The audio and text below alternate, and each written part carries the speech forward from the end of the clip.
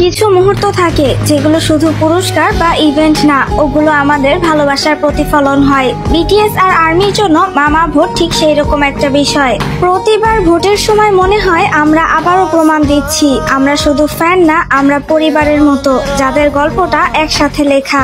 মামা ভোট মানে শুধু একটা পুরস্কারের জন্য ভোট না, এটা মানে আমরা আবারও বিটিএস এর পাশে দাঁড়াচ্ছি। যেভাবে এত বছর ধরে দাঁড়িয়ে আছি, একটাও বছর মিস না করে। 2015 সালে বিটিএস প্রথমবার মামাতে পুরস্কার জিতেছিল বেস্ট ওয়ার্ল্ড পারফর্মার হিসেবে। তারপর 2016 থেকে শুরু হলো তাদের ডেসাংজুব, artist of the year, album of the year, song of the year. একটার পর একটা পুরস্কার, একটার পর একটা ইতিহাস, আর প্রতিটা ট্রফির পেছনে ছিল কোটি কোটি আর্মির ভালোবাসা।